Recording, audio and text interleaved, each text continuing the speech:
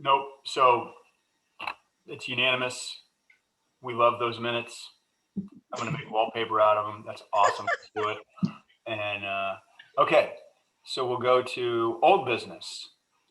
We will start with business appreciation update from the famous Karen Anderson, please. All right. I'm currently working on the next newsletter and looking at businesses to pick to highlight. I went through all the town reports looking at planning board approvals to see how long some of the businesses have been here. And the one that I can find now that's like one of the next longest ones is Houch Storage, which has been in Greenland for 38 years. Greenland? Then Joanne Fabric. Newington. Yep, sorry, wrong. They've been in Newington. Yep. Your Sorry, past forgot where I betrayed worked. Joanne Fabrics has actually been in their location now 30 years. And the Olive Garden 28 years, which No I way. was kind of surprised to see that they had all been so long. And then the three major things at the crossings, Best Buy, Barnes and Noble, and IHOP are all 23 years. So will you be doing that business appreciation kind of scenario for all of them at once? Or are you going to do like the 28s and then do the 23s, or how Right, I think just pick and choose doing one at a time, because we're able to reach out to the company like I just did Custom Pools, reach out to them, they respond back, agreeing to be highlighted. They gave me a lot of the background history stuff. We actually did the certificate, which Martha said they came in and picked up with a photo op last week for Custom Great. Pools. So we'll do the same thing. Probably Houch Storage would be the next one at 38 years. Right. If you can acknowledge the IHOP people, Yeah, I don't know how they stay in business. I mean, they must be busy during the day, but it's good food, and it's inexpensive, and they're the nicest people there. My wife and I go usually about once a week, and it's low key, it's an IHOP, but if we could do something for them, it would just be nice. I yeah. guess the owner is there, oftentimes working because he can't get people. So it's a franchise gig, I think, at any rate. Right. I mean, we can pick and choose, but that would be a good one to highlight. They seem like. Maybe we could do something on, a couple of restaurants surviving the pandemic or something like that, something that's not so much tied into how long they've been in business, but more to, what the heck they've been through and how they're survivors. I mean, That's a great idea. That is a good idea. And highlighting IHOP along with like Olive Garden, these ones that are well over 20 years, they've survived more than just the pandemic. right. Great. That sounds like a good plan. Great idea. Okay. So I don't see Alicia Busconi here, so I guess we'll be zipping by the retail sector update. Let's see here. We'll have an open discussion now regarding the informational presentation from Karen Pollard. And this will relate, is this to the one that she did or the one that she might be doing in the future? This is the one that she did. Okay. Karen, Mike, do you want to start? I don't care. No, you carried the ball in the thing. You set it all up, and you asked her the questions. So go ahead. Well, we had a nice presentation from Karen. She gave us the historical perspective of what she did, not only in Rochester, but what they were able to do in Connecticut, some of the pros and cons of everything. It is recorded and online out there in the web somewhere. It's a real nice, comprehensive conversation she had. She was super nice to give us her time, and it was a good conversation about development in the retail sector and what's going on and what's moving and what's not moving, and what are the pitfalls of rezoning. Or one of the things that I took away was when they redevelop, let's say, a retail facility, it can still be used, but what oftentimes will happen is they'll want the new tenant grouping, the new tenant user might want to use only about 25% of it for the retail element and then do 75% of their space for some sort of light manufacturing, like maybe making soap. I mean, she was talking about a soap company, some goat soap company, which who knew there is goat soap, but apparently there's goat soap. And they were making goat soap in the what used to be retail space. And so, you know, there's just things that you need that requires then to have something done with planning board or zoning board. So anyway, it was a very great illumination of what the issues are out there. Mike? Yeah, I just add to that, that Jeff's exactly right. I mean, what she stressed the sort of the importance of flexibility, because change is coming fast and furious, and the businesses that survive are the ones that are able to pivot and you know, adapt to whatever the follow-on trends are in their sector. And to be able to do that, it's difficult if the zoning regime is not flexible enough. If it's hard to pursue that, so people are going to go to areas where they're going to self-select areas where there's some flexibility.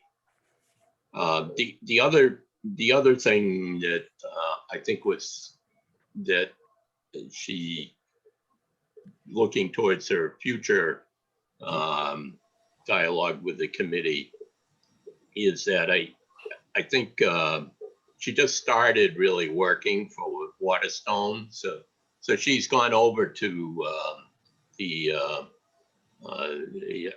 development side from being a municipal economic development director, you know, for 35 years in Dover, Rochester, and Denstown in Connecticut.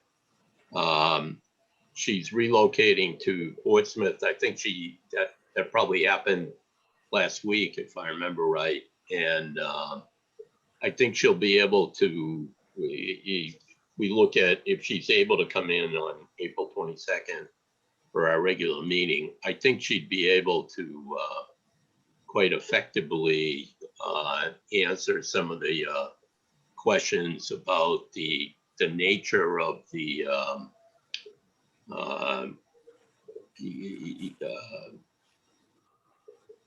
people that are interested in living in an area that includes retail and office and other uses, and that you know, having somebody that would be able to specifically relate that to the Portsmouth market, because Waterstone is responsible for the building at the former Southgate Plaza.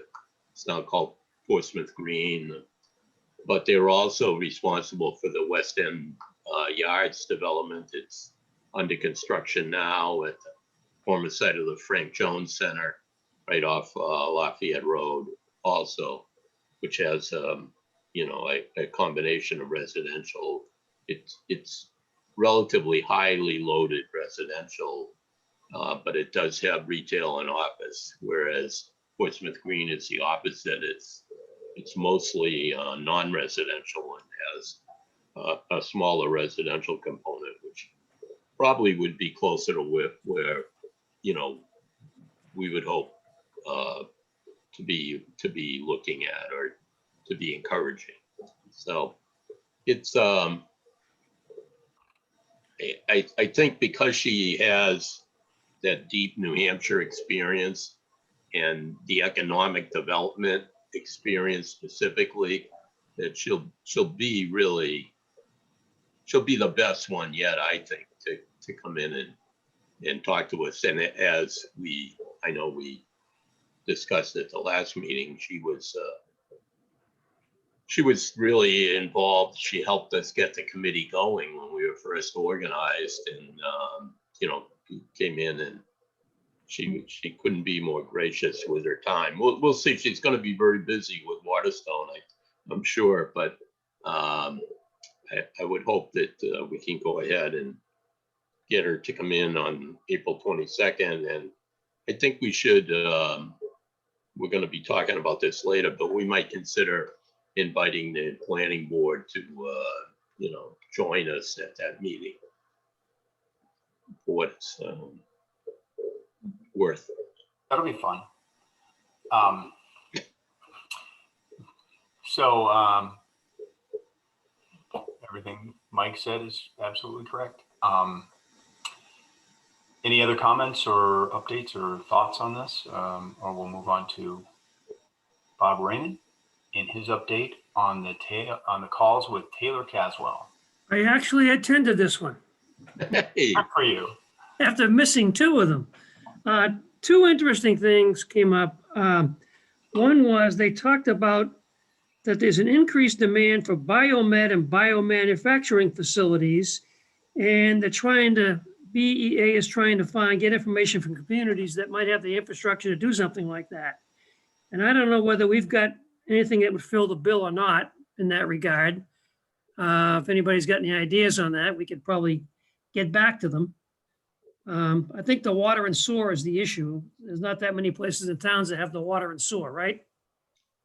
yeah, that's what's driving Portsmouth to, they're going all out. They're going to put that polluted Hazen well back online that based on the treatment plant that the Air Force has built for them, which they hope to have ready in this summer.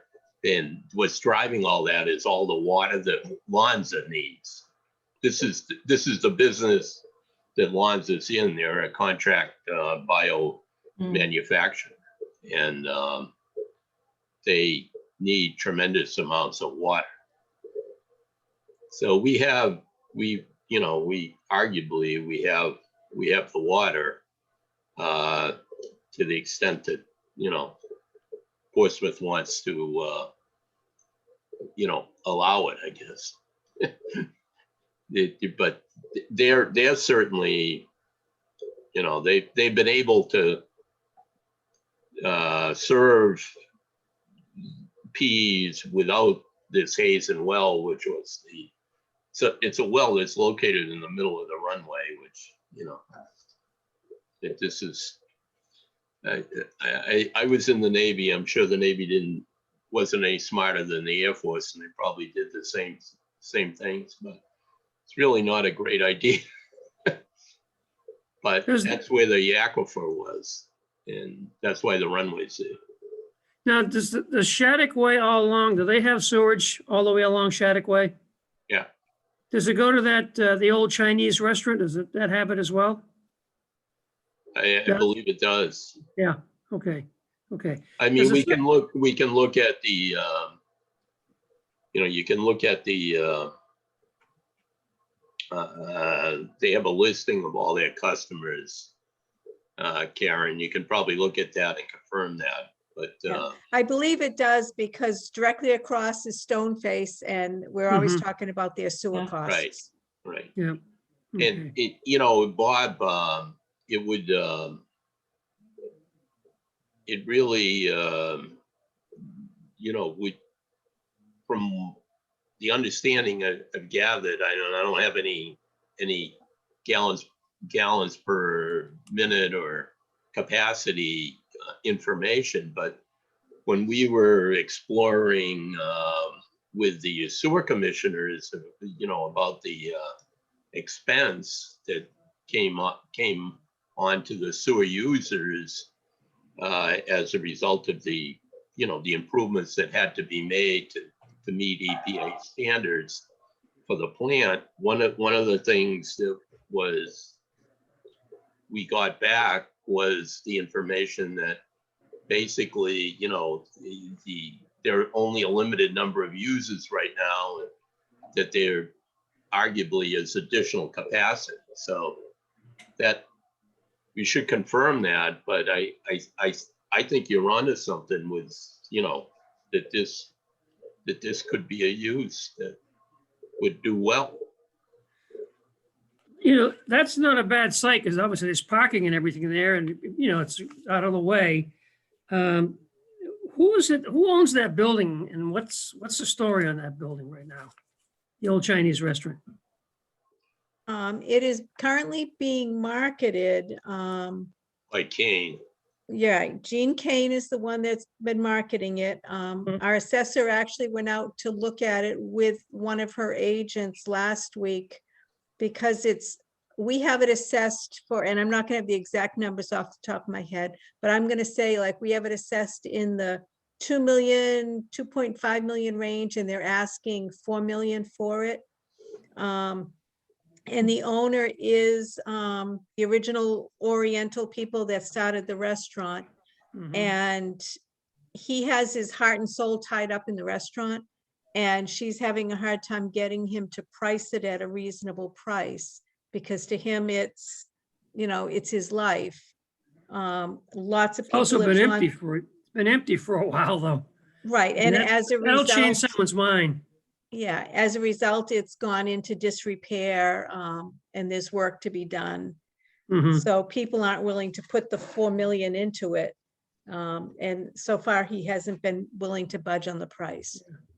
Now, the second use for that, and the other thing they talked about at the meeting the other day was the Commissioner Caswell was asking about commercial kitchen availability. Now, that was probably more appropriate when the COVID thing began than it is now. But it still could be, if it's not being used at all, obviously it could be a commercial kitchen. Now, I don't know who'd be interested in it. I don't know whether caterers or whatever, but that's another possibility that we could look at. Yeah. Is anybody talking to the fellow that owns that building about, can we talk to the realtor about it or how do you approach something like that? Well, what would we be talking to him about? And not that I Well, have an objection to that, but potential, what kind of potential uses they're looking at for that building and whether they consider things like, manufacturing or a commercial kitchen or something like that. if he's looking to sell it, he'll sell it if somebody wants to put a shoe meat. If he's going to sell it and get his price, he'll sell it for, if somebody wants to put a dog kennel in there, they'll do that. Yeah. It'd be Right. interesting to see how he's feeling. Again, it's been a while. What has it been, a year and a half since it's been? It might be Since- free. Yeah, he's done that before. This isn't his first rodeo. His name is Mo Wong. He stopped. He lives in Newington, doesn't he? Yeah, he lives in Newton. Mhm. Mhm. So Well, and Jean told us that she's brought many, many people that have been interested through it. Uh-huh, okay, And then it's the dollars that aren't working. okay, all right. Well, that answers that question, I guess. It's gonna be hard to attract another restaurant, right? It's 0 for 3 right now with restaurants. So it's obviously not a good spot for a restaurant. So you gotta be looking at some other kind of options, I would think. Because there was an Italian place that went out of business, right? yeah, And then there was Mama the- D's. And then the Japanese place went out of business. Yeah, Not Well, a good on that advertisement. note, that restaurant was there for decades, wasn't it? yeah. And right, Yeah, literally, Alicia. Yeah, right, Mama literally D's. literally right across the street, Stoneface is killing it. So it's not a bad spot for a restaurant. It's just that place is overpriced. And if people Yeah. don't pay attention to the situation, then it's still overpriced and it probably won't move. So the people who went in with the Italian and the other restaurant, they rented the space from him? Yeah. Correct. Did they try to buy it? I don't think they could. I don't. Oh, okay.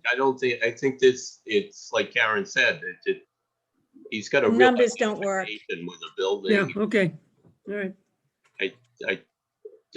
I think the reason he's probably saying 4 million is he doesn't want to sell either. Yeah, it could be. I don't know what he wants to keep it for, but that's not my But- business, I guess. The state didn't do him any good with, burming up the the visibility there. Yeah. I said he should put a tiki bar on the roof, and you get everybody on the way to UNH to pull in it. Yeah. Well, that's all I got from my meeting. Those were the two main things. Great. Good, Thank you thanks. for that. We'll keep moving here. So we've got, now we have from Karen Anderson, the report on the Seacoast Economic Development Roundtable. Karen, take it. Yeah, I've attended the last few. It's a good group of about 15 different economic development coordinators from the Seacoast area, along with state representative, not state elected representatives, but representatives from state agencies. And along with Senator Shaheen's representative that keeps us going on what she's doing. And they let us know through the state that SB 155 passed easily, which allows outdoor dining now through 2023. So that was a huge extension for a lot of the restaurants, that they don't have to put the infrastructure in as far as making outside things handicapped accessible for a short period. They're going to continue that through 2023. There's a lot of new grant money that's being released right now, and applications are being released for the businesses.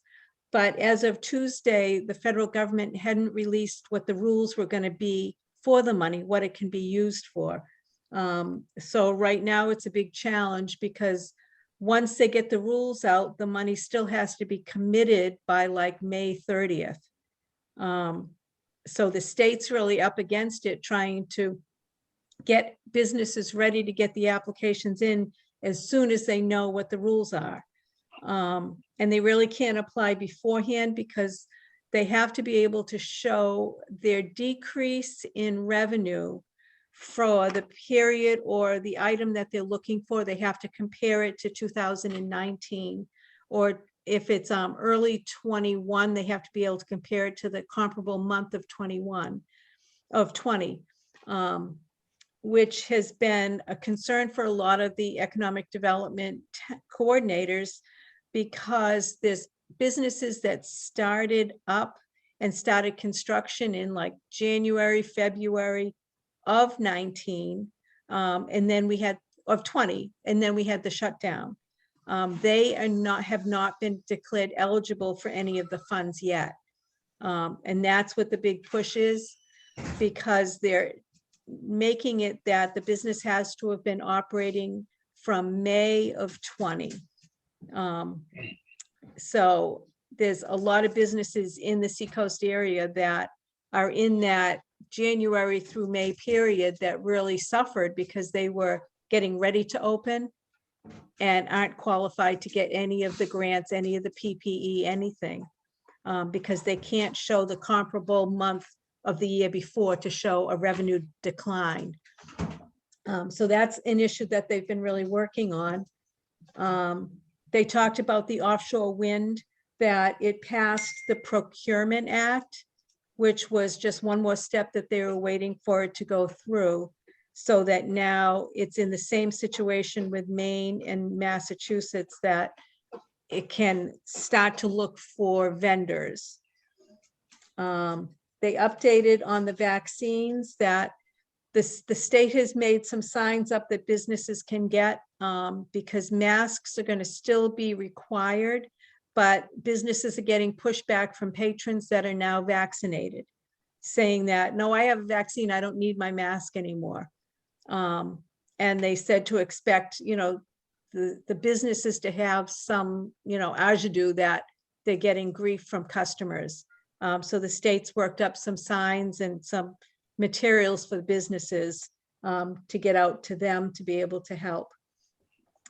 And then there was a really lengthy discussion this week about food trucks, that they are a huge benefit for economic development, to bring people in, that there's, huge clienteles. And they gave the example of like the Chick-fil-A food truck.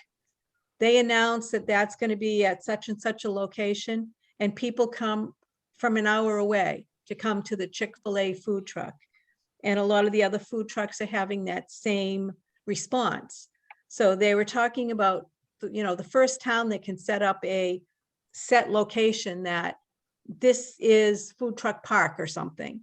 And food trucks that get their state health license and set up will attract a lot of business. But the key is a location that's not going to hurt any of your brick and mortar restaurants.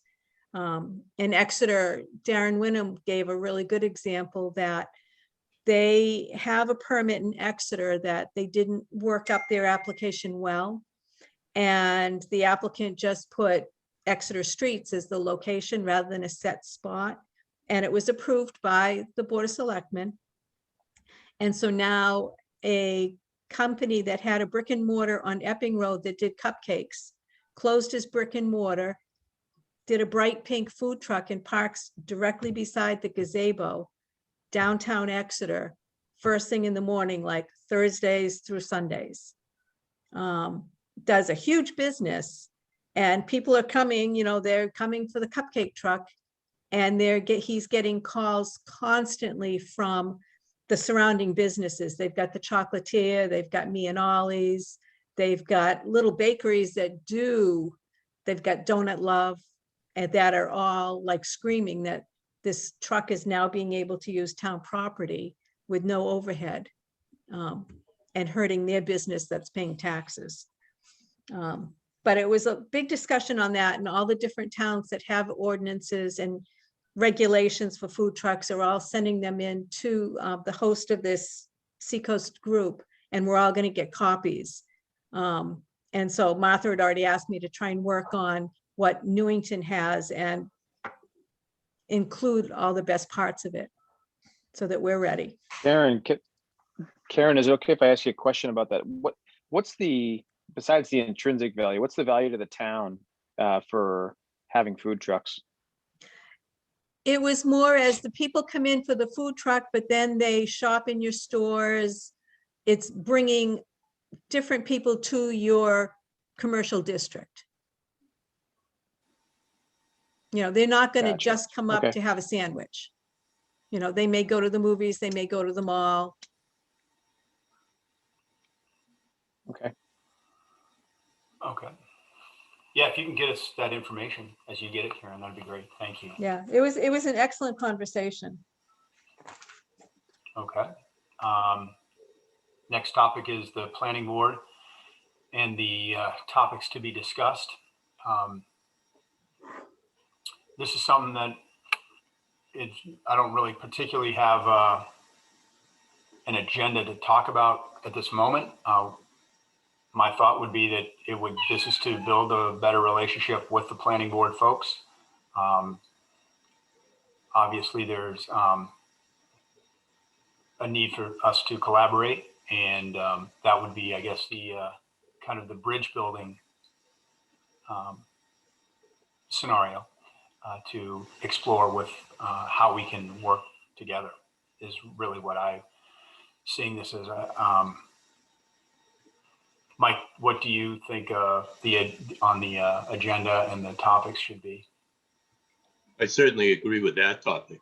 I mean, they've pressed us. I mean, this came from John Krebs. He wants a list of topics because that's the planning board wants that, so the discussion will be focused.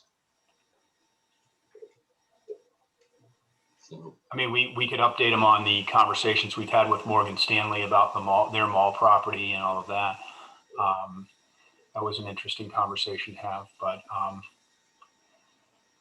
so we can talk about any number of things. But Also, we've expressed apparently, at times, differences of opinion with the planning board. Maybe it's time we would bring some of those differences of opinion up in that forum so we could get a bigger hearing on it. so are we You know going what to I be able to, I agree with you. That makes sense. They don't do a remote. Dennis mandates it be face to face, right? So we're going to have to go in there and deal with that, right? I'm just asking. That's, well, that's what, Martha, you're on mute, Martha.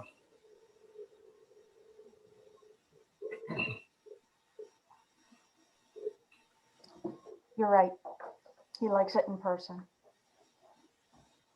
How many people are on the planning board? How many people are at their meeting? 7? 7, All right, 8. just wondering, 7 or 8. It depends if they have other hearings scheduled for that night. They could have 2 or 3 people in, or if it was something controversial, you know, you could have a bunch of abutters there. You could have, they really can't control, So how we're many just- people are there or not there.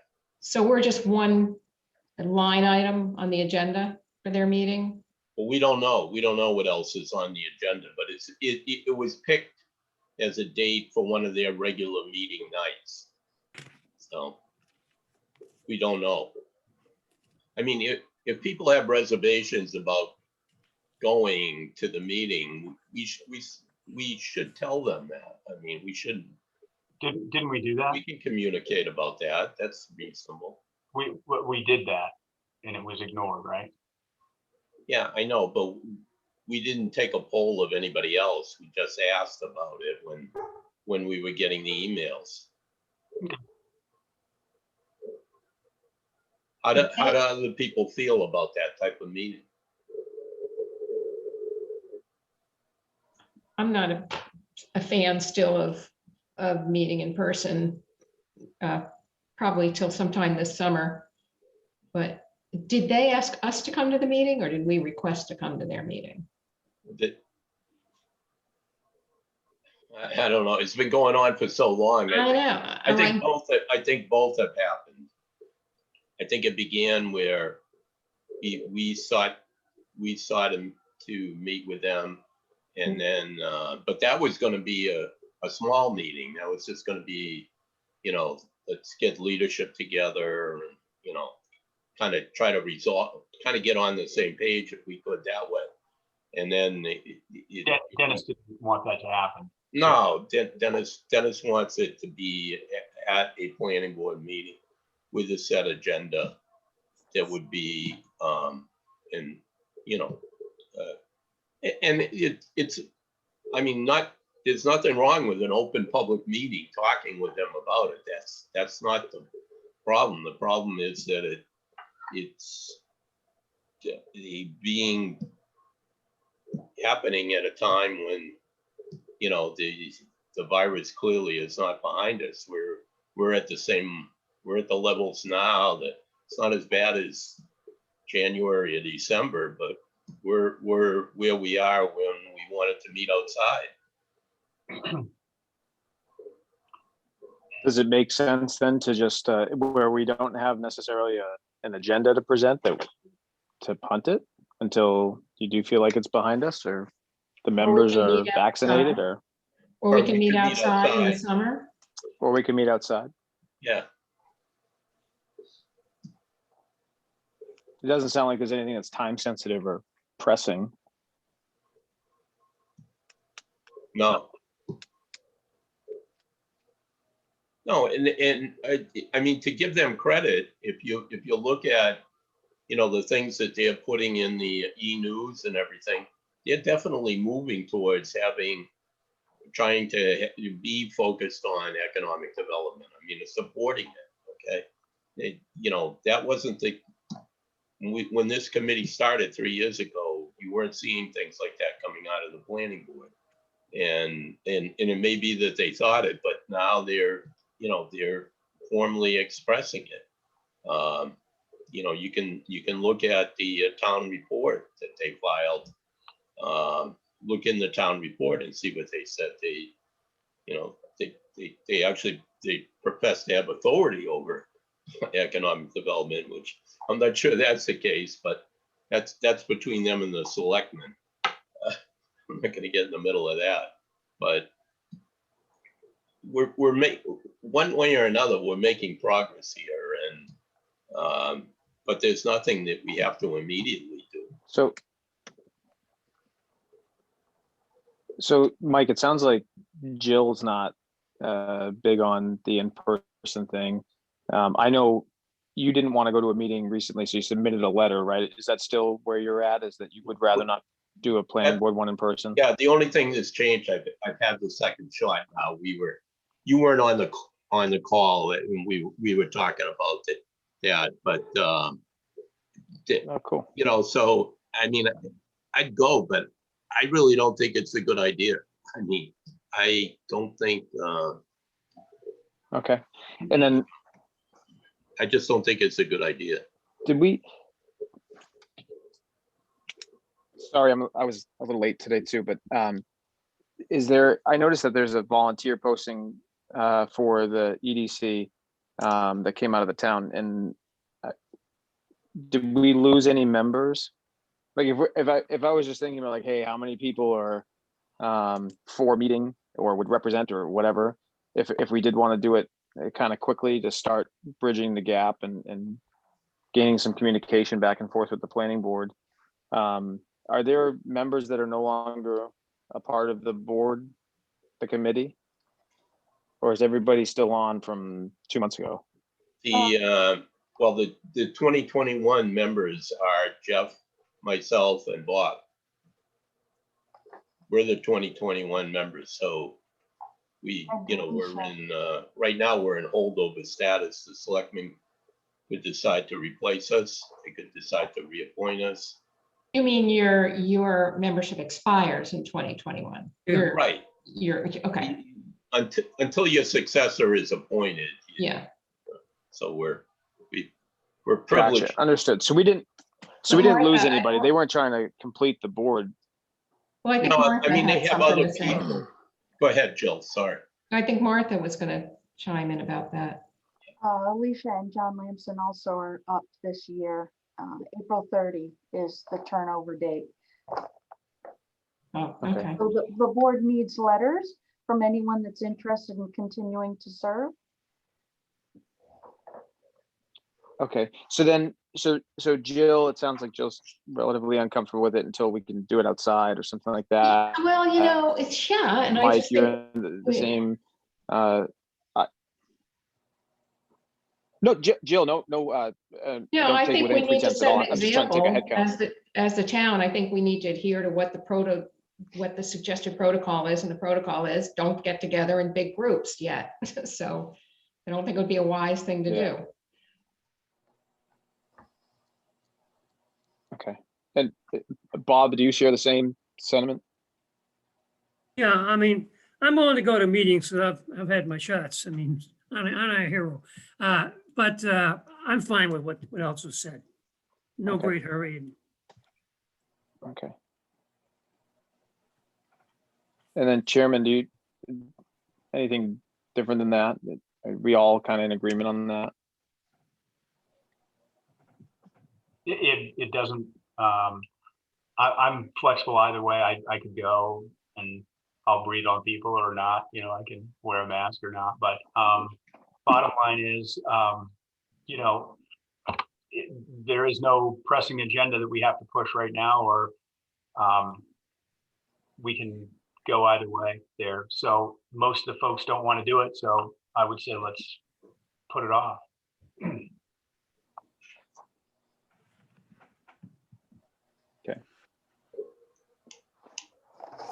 Do I hear a motion on, do we need a motion on that, or just that's going to be the deal, or what do we do there?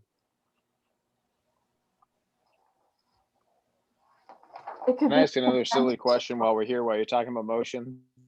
Sure, you go right ahead. So, do we have a quorum? You do now. Yeah, there's 5 of you. Good deal, that are okay. members. Okay. Okay. Is there? Jeez. What's the matter, Brandon?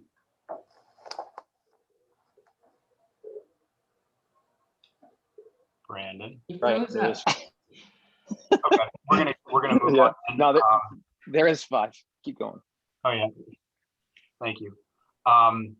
So the e-news communications and topics, Mike Donahue. We need, we need things for the e-news and we need topics and we're, you know, I know Karen's working on something for home businesses, but that may or may not be ready. Right. Other And than Bob and that, I are working on something for medical. yeah, that would be good.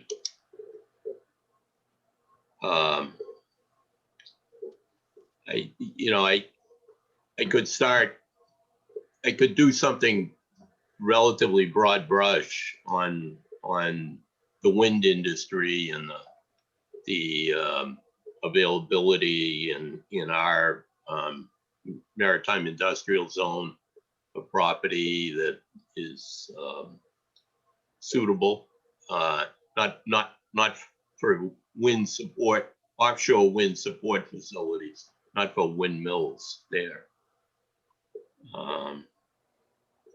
But it'd be pretty pretty non-specific.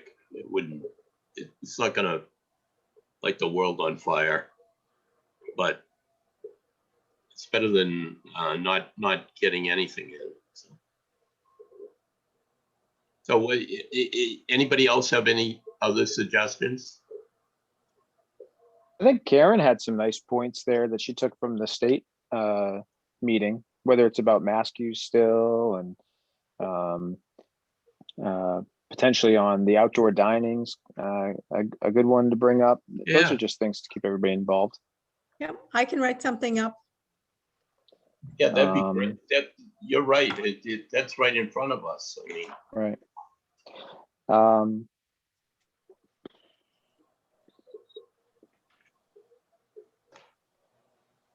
You only need a couple of 2 or 3 things to write Yeah. about, right? right. And it could be a collaborative effort there. So Karen can do something and Mike could do something on Mm-hmm. the turn bases or the. We've got the custom pools photo op that we can put in there too. Mm-hmm. Has anything been made about the new building on Shattuck? We were hoping to do that with the medical article because that's the use. Yeah. And for assessing purposes, that's at 30% constructed for 2021. It's going to be 30% on April 1st. Correct, yeah. But they went out and did a lot of those inspections last week. Yeah, we should go on April 1st. Maybe we'll get it up to 32%. Everything matters. It does. Uh, How many, What how else many, does that- how many businesses do you think they're gonna put in? Do they have any idea? I think we do have an idea. We just have to look at what the planning board has for the plans. And I can look at what the minutes say for the planning board, because Mhm. they would have had to say how many square feet and intended uses and things. And I had looked up the ownership of it because it was listed as Newington Falls LLC. So Bob had a question as well. So I looked up through the state who Newington Falls LLC is registered to, in the address, and it is a medical practice on Borthwick Ave that is optometrists, and it's with Clear Advantage LASIK. Is like the principles of Newington Falls LLC. Nice. Maybe I'll give you a call on that, okay? Okay, Let's just go, before we move on, let's go back to Brandon's point of about the quorum. We did have a vote, a roll call vote on the minutes. accepting the old minutes. So now that Brandon's here, why don't we have Brandon vote on that too? So we'll all go through the recall. Yeah, So roll call, Jeff, I approve. Jill, I approve. Mike, Yes. Bob, Yes. Brandon, I would abstain because I wasn't, because I wasn't present, but You- Martha, does that screw up you the didn't get- quorum or is that you- fine? You didn't get the minutes? No? He wasn't at the meeting. I wasn't there for the He's doing meeting, the so I right thing. can't, Okay. I wasn't at the meeting for them, so I don't know if they're accurate or not. Okay. So I just abstained, but that's enough for a vote, I think. That was the only real thing that was But- of any substance Thank you. we talked about. Thank you.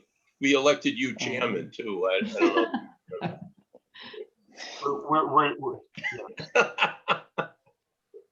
Wise guy. Couple of wise guys. Yeah, All I right. better watch myself. I'll end up writing more articles. Okay, so are there any new business Oh, topics boy. to cover? I got an update on the, the good news about the turning basin with the, the large federal appropriation and getting it in the Army Corps schedule. And so the Army Corps came out with the actual, and they're very serious. They going to do this. It's like, now we're doing it. So they've come up with all the numbers, and the actual dredging work itself has stayed pretty much within the estimate that was back from 2016 and 2020 into 2017. But the what they call the O&M part, which relates to the mobilization and demobilization and all of that, has gone up significantly, as well as the follow-on closeout with all the regulatory agencies about that everything has been done per the permits, which are significant when you're working in the river. So the state share is short. The money that was appropriated by the state is short by almost 1.5 million. And that is being pursued now. They had appropriated 7 million for this. So that 1.5 million is being pursued through the legislature, through the capital budget committee, beginning with the public works and highways, which I believe is favorably voted to include it. But so it's not over yet. It's never over till the barge is in there. It's too bad that they're not getting more money for the sand itself, but it has to be made available to municipalities. If we needed sand, we'd be happy that it wasn't too expensive, I guess. Mm. But that's how clean the bottom is actually in that area, that the sand is usable for beach replenishment, that's an encouraging thing. Just on old business still, I just had a couple questions, and Jeff or Mike, if you guys can just give me a 30-second nutshell of, I might have missed this, sorry, due to an absence, but you said you had a Merrill Lynch conversation. Was there anything fruitful? No, it was Morgan Stanley. And that, I'm sorry, Morgan Stanley. Yep. because Morgan Stanley owns the inline sections of the mall. So I had a conversation with those guys who were looking, and it had been made, the comment had been made at one of the meetings from the planning board members, that Morgan Stanley would be willing to continue to fund this. That one of the members said Morgan Stanley was deep pockets and they were going to just keep funding it. And when I had the conversation with the folks at Morgan Stanley, they were very much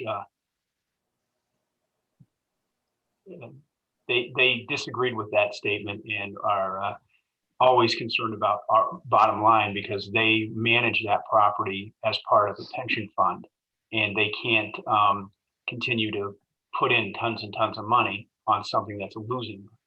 So the folks at Morgan Stanley were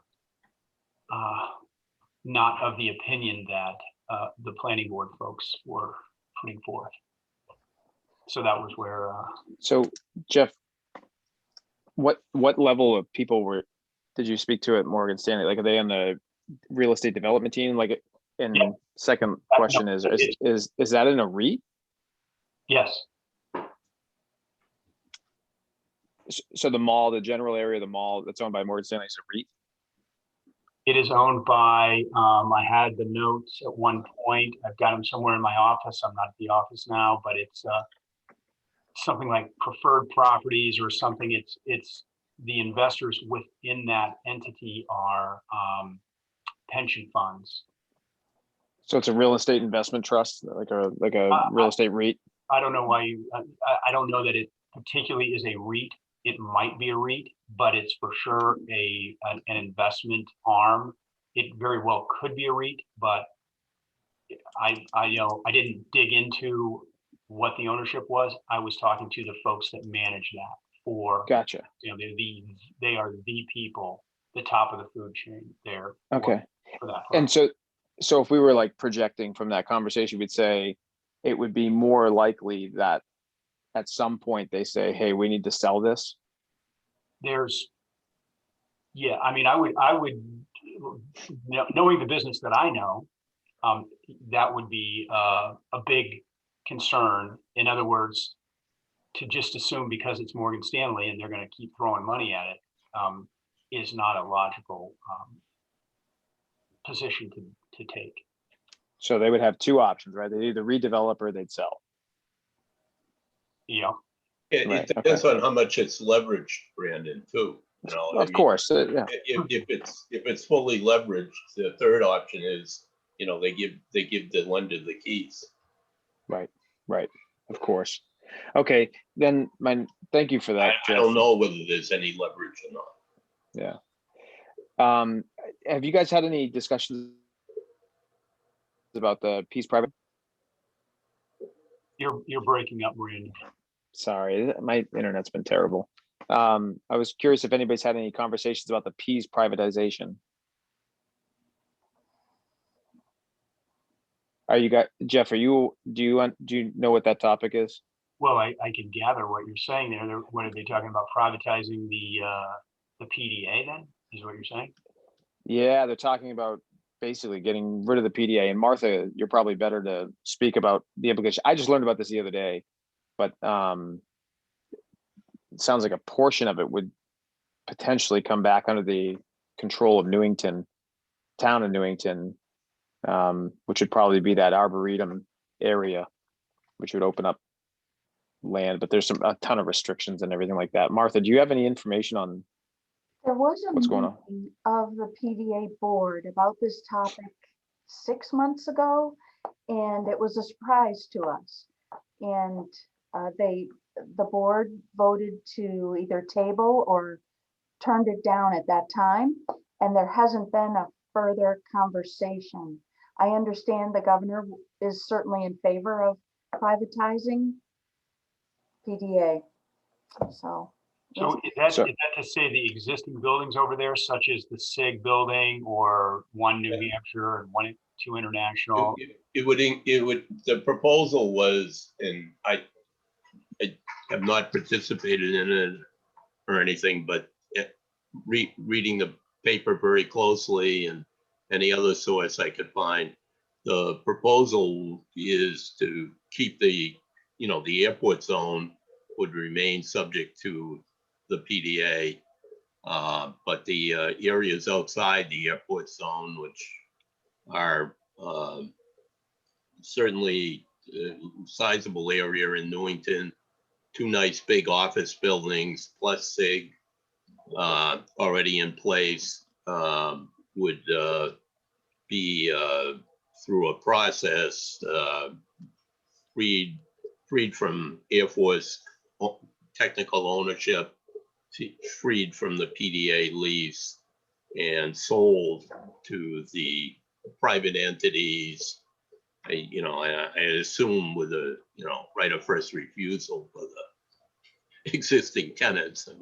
I don't think this is a play to get rid of the existing businesses out there. It's the opposite. It's that they have come in and, lobbied the governor that they would have more flexibility if they own the property rather than having to go back to the Air Force and get the lease extended every time they wanted to make improvements or, different things that their lenders require.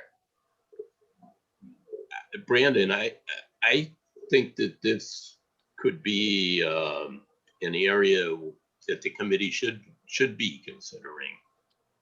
Or just to be in the loop anyway. I just wanted to Right. bring it up so that everybody's in the loop because Yeah. it's a big change.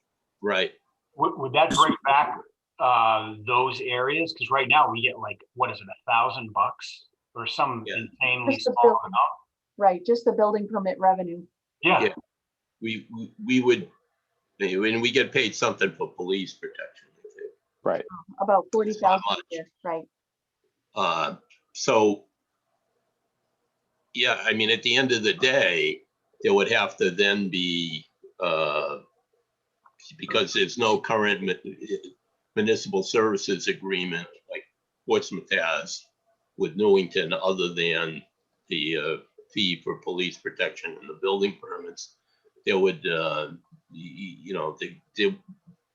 it would come under the town's jurisdiction and the town's taxing authority.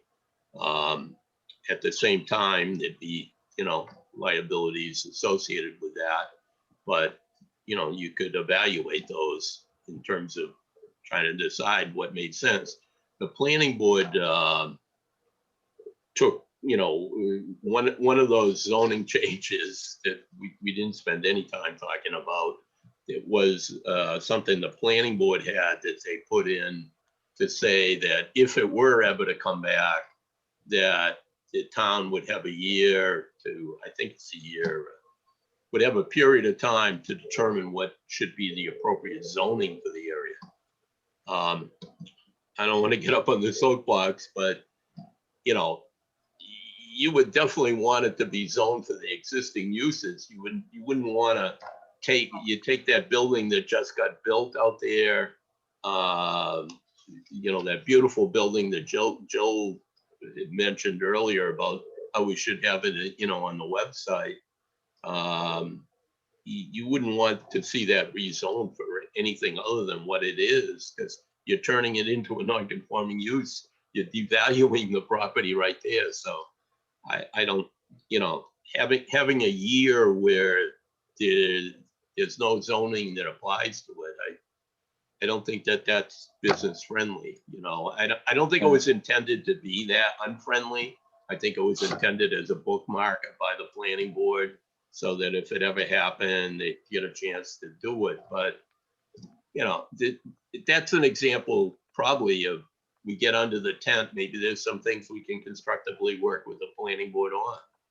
Yeah, I think the intent is the same on that, Mike. I think it's just a safety net of, Yeah, hey, no, well, hold on a second, I agree, but if tomorrow somehow the governor was able to pull this off, you're gonna be sitting there with 6 Hour saying, we just breached our loan covenant because our property's not zoned for what we do. Trying to rent up a new building and, the tenants, they can't be told that the zoning allows it.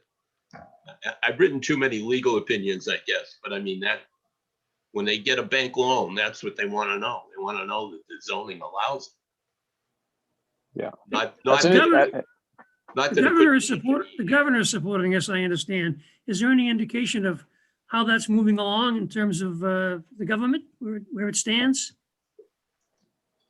Are there hearings? I mean, what's the process? Other than the fact that Sununu supports it. I don't know of any further action right now, Bob, since the PDA board vote. Yeah, I think he got a little busy with the pandemic. Yeah, okay. But Yeah. I had read The- something recently. That's why I was wondering. yeah. The other no, thing it's about it, not Bob, is it's not eminent, Bob. I Okay, Right. appreciate your point. It's not eminent. And I think and Mike, you can straighten me out on this, but I think the conflict is between the feds and the state, right? The The feds giving it it- over. Yeah, well, the feds have to give permission, but no, the conflict was between the governor and the PDA, majority of the PDA board.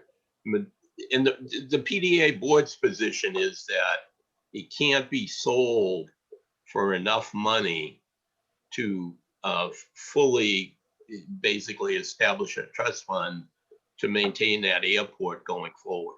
That there's not going to be enough money generated Yeah. to be, and they've done they did an economic study at some point. It's dated now, but, everything has gone up, not gone down.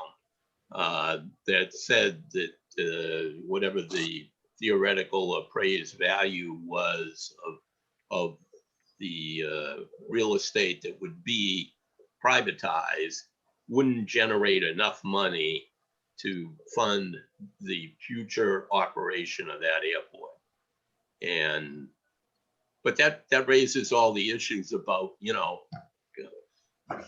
maybe, maybe it doesn't need to be, the kind of airport that it's being preserved to be. Wow, what an idea. Yeah, Okay.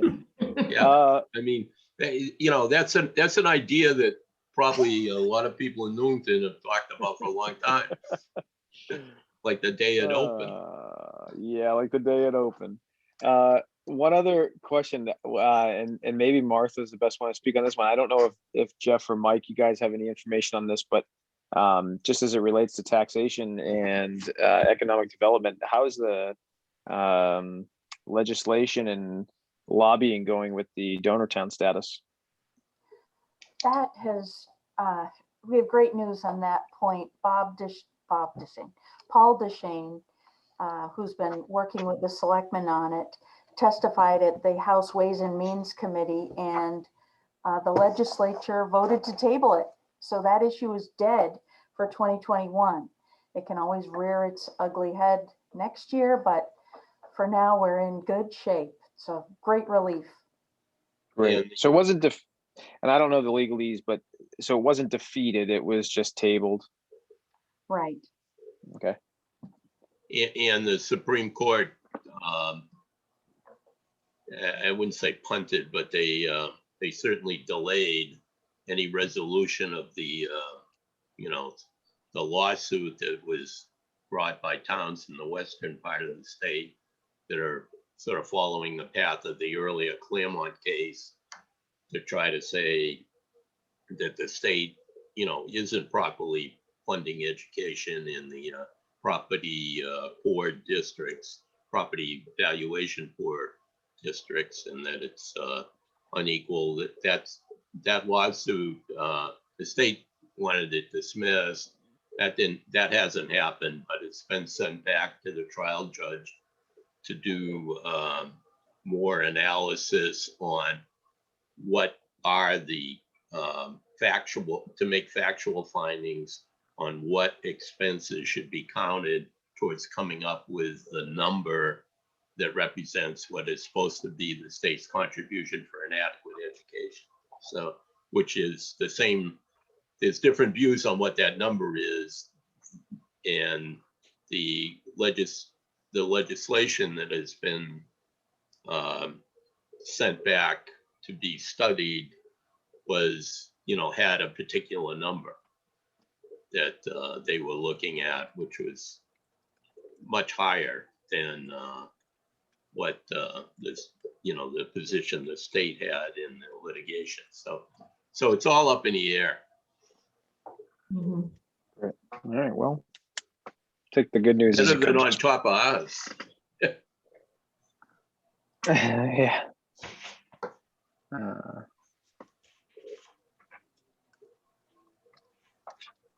Great. That's all I had. Sorry to hijack it. Oh, no Oh, problem. No, that's new business. That's good. So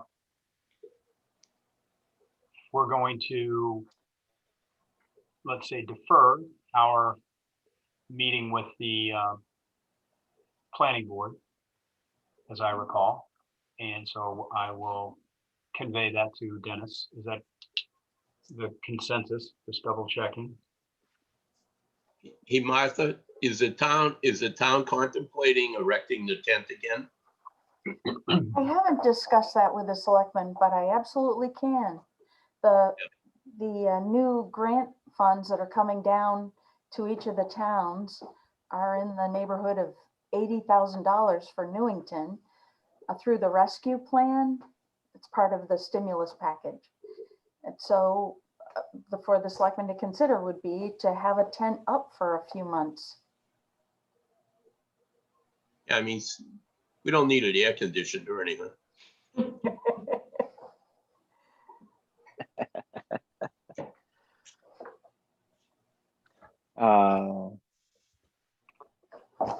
All right, well, and then I'll communicate with Karen Pollard and confirm that she'll be on the agenda for the 22nd, and have her put together a little more detailed information related to the mixed use. And we'll have that conversation then. And I think we've covered everything here on the agenda, so I would see if you all agree with that. And if so, we'll adjourn. Jeff, can I ask one more question? You go right ahead. I didn't come, You're freezing up again. um, You're we've been frozen. getting the, kind of what was coming down the pipeline as far as new businesses that were looking to come through. Have we had like a new construction update? No, Jerry Coogan used to provide that. I don't, not here On tonight. projects that might be at the planning board?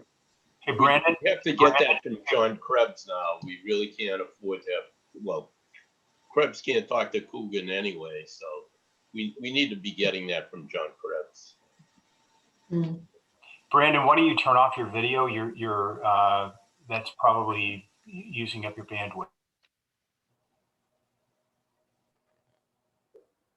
Whoops. I wasn't telling him to hang up. I was just saying turn off the video. He's gone now.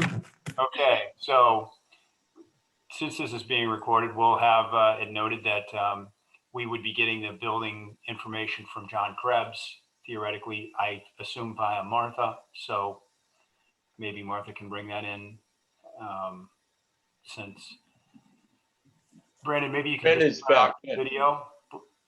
Just go ahead and turn off your video. Hey, Brandon, turn off your video. yes, Just turn off, there you go. There you go. That should enable, so the deal is, Brandon, to your question about, you know, the new businesses and building permits and all that, we used to get that from Jerry Coogan, who he's no longer able to participate in as much of the meetings as he used to. So we would be getting that from John Krebs, and Martha will be reaching out to John to request that information from him. Does that answer your question? okay, thank you. Yeah, no problem. Yep. I figured John Krebs would probably be the guy for that, and I would assume he'll just give us a little email or something like that. I think there was a scheduling or a time commitment conflict that he had with actually being present at the meetings or whatever, but Who, Krebs? I don't think he's allowed okay. in our meetings, right?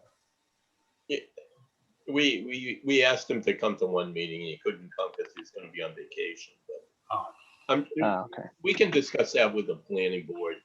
They should be interested in, yeah, I mean, they'll probably say as long as we pay for it, you know, because he's in their budget, so Gotcha. nothing's free. Yeah, of course not. I know that.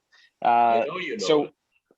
but so just in general terms, without an official report from the town planner, is there any info that the board has, the committee has about new projects that are coming up? Like, is the Northeast Bank happening? There's a hotel project going on. Nothing moving. Everything's stagnant because of the we Right, don't yeah. know. Situation. We don't have our outreach person to, Right, Yeah. and looking at the building permits, none of the large permits have been taken out. The only place doing any expansion is the gypsum plant. Other than that, building permits themselves have been minimal, 8 or 10 since January, and mostly residential. The new medical facility is the only active construction right now. Cool. Thank you, Karen.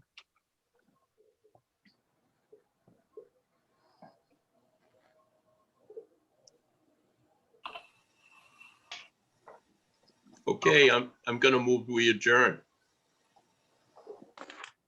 A second. Okay, so I'll agree to that. Jill, Agreed. Mike, Yes. Bob, Yep. Brandon. Yes, sir. All right. We're adjourned. Thank you very much, everybody. Thanks a Bye. lot. Thanks, guys. Thank you. Thank you. All right, bye-bye. Take care.